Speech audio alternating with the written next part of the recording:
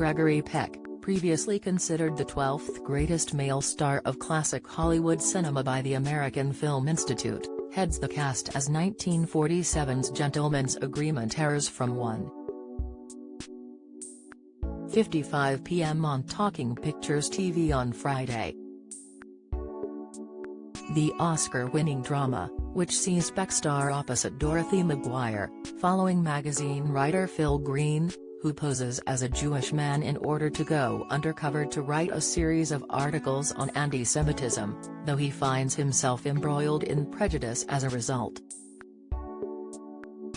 Peck's 87-year life is one of Hollywood's best, and saw the star claim a host of awards during his illustrious career, including the Academy Award for Best Actor for his role in 1962's To Kill a Mockingbird. But his celebrity brought with it a heightened interest in the star's love life, and one star he was reportedly linked with during the 40s was Hollywood icon, Ingrid Bergman. Bergman, a three-time Academy Award winner, began a romantic relationship with Peck when the actor was married to Greta Kukkonen. Unearthed accounts show that they met on the set of Alfred Hitchcock's suspense romance film Spellbound in 1945. Despite claims being made around the time, it wasn't until 1987, when Peck was 71, that he acknowledged to having an affair with Bergman, who was married to Petter Lindstrom, remarking that "I was young. She was young." During an interview with People magazine, the California-born star appeared to share his relationship with Bergman, with the article's writer Brad Derrock noting that while discussing women with Peck, he begins to blather when it came to his Spellbound co-star. He said, "Now we get into an area where I can't answer. All I can say is I had a real love for her, and I think that's where I ought to stop. Except to say she was like a lovely Swedish rose. I was young. She was young. We were involved for weeks in close and intense work." Writing in his 2002 book Gregory Peck, a biography, author Gary Fishgold discussed the continued reports of the romance blossoming between Peck and Bergman. Speculation grew further when the pair came in late, disheveled for filming, he noted. And Fishgold quoted Peck as saying of Bergman, "I think you fall in love a little bit with a woman like Ingrid Bergman.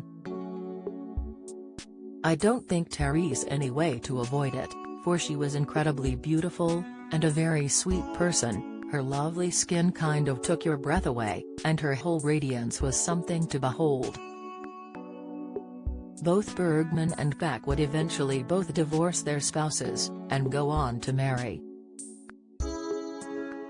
Peck's confession of their closeness came 5 years after Bergman's death, aged 67 in 1982. Some 21 years later Peck passed away.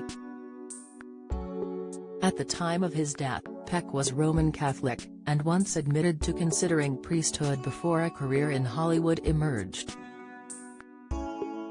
He would later be asked about his relationship with faith, by a journalist, saying, "I am a Roman Catholic.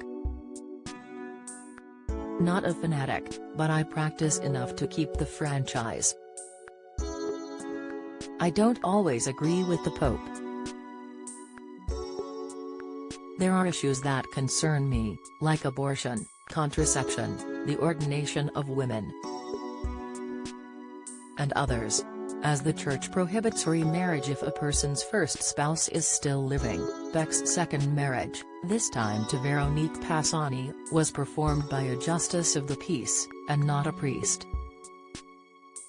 During his life, he was an ardent fundraiser for the missionary work of a priest who he was friends with, and even served as co-producer of a cassette recording of the New Testament with his son Stephen.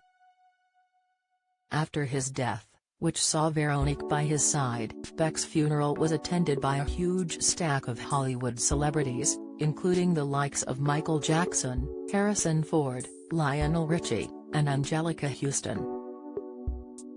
At the funeral itself, a eulogy was read by Brock Peters, whose character Tom Robinson was defended by Peck's fabled Atticus Finch in To Kill a Mockingbird. Gentleman's Agreement airs from 1:55 p.m. on Talking Pictures TV on Friday.